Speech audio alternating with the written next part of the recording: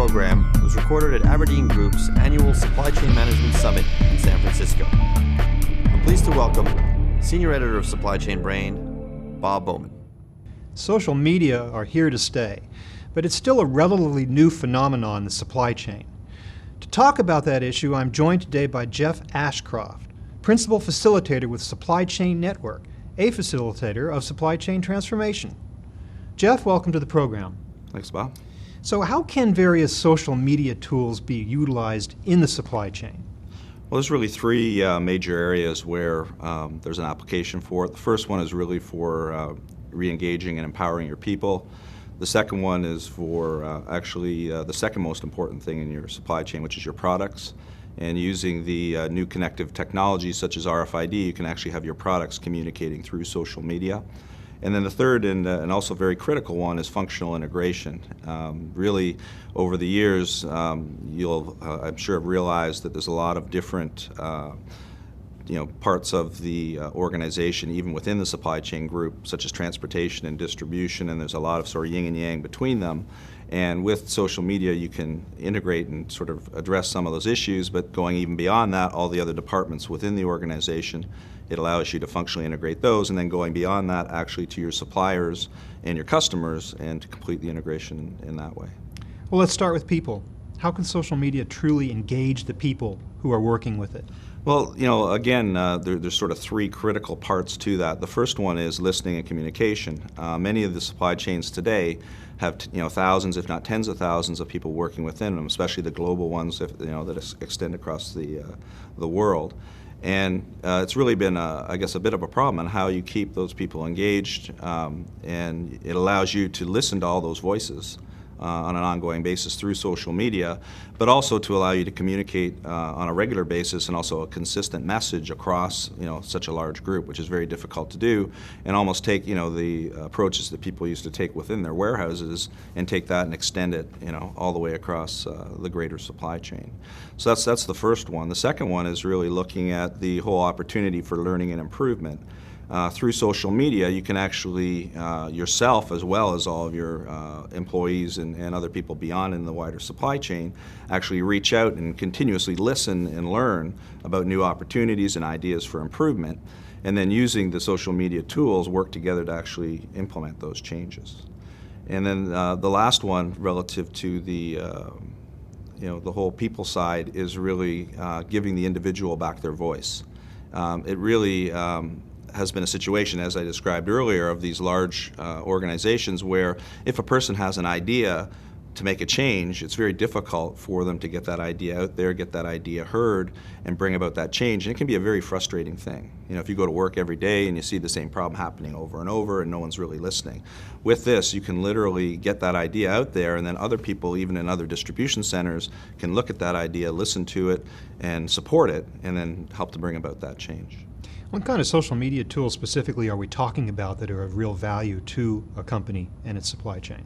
Well, as there are thousands literally of social media tools out there, and the recommendation I would make, especially to supply chain folks, is to really focus in on the one or two that you see as most effective for your business. And the ones that I personally focused on are LinkedIn and Twitter. And actually, as of last November, they actually have linked the two so that your Twitter updates will go into your LinkedIn, et cetera, and it's also sped up the communication process with LinkedIn. So how can social media be specifically used for supply chain collaboration, and what tools are available for that? Well, I guess one of the big issues with collaboration over the years is, everyone's really taken a focus on the whole systems and process side. And in some cases, the people part, gets left out of it, and it's very critical for collaboration, obviously, to have the systems and process working right, but also the people collaborating to bring it all together. And with social media, you can actually do that collaboration on a continuous basis. So obviously, you've got all your transactional information, but what it does is it creates a rich communication environment that actually helps to facilitate the collaboration process. What about the issues of visibility? Risk mitigation, supply chain agility? those types of things, they too can come under the umbrella of social media, can they not? Yeah, it's actually one of the critical parts to it, because you're in a situation now where all of the people across the wider supply chain, the thousands that we were describing, actually become your eyes and ears across the world. So things that really in the past would have been a reactive type situation, you can actually hear in advance that potentially a protest is going to occur that's going to close a port, and actually take action before the problem occurs rather than after the fact. From the standpoint of top management utilizing social media within his or her organization, though, isn't there some danger that it could be considered a fad, that everyone's jumping on the bandwagon now and in a few years they'll get tired of it and move on to something else? I actually, there's a number of things that have happened with the internet that have really been fads, but I consider social media to actually be a new communication tool. So, I believe is really here to stay. Whether it's called Twitter or LinkedIn or something else, I guess the future will determine that. But it is a new and rich communications method that really has a place within the supply chain. I wonder also if we reach a point where it's so popular, there are so many voices, and it's so heavily used that no one's heard anymore. It's just there's too much noise, too many voices. Is that a possibility? Well, the great thing about it is you have the ability to control who you listen to and who you don't listen to. And also within companies, because a lot of the communications are private, you can have closed internal networks using tools such as Yammer. Tell me about that one. I'm not... Well, Yammer basically is very similar to a Twitter, but what it does is to sign up for a given group within it, you have to have an email address for the company that's involved. So that ensures that only people who have valid email addresses for that company are actually able to use the communications medium. What's your perception of the degree to which companies are actually utilizing social media in their supply chain today? I'd say it's very, very minimal at this point. It's very much at the beginning.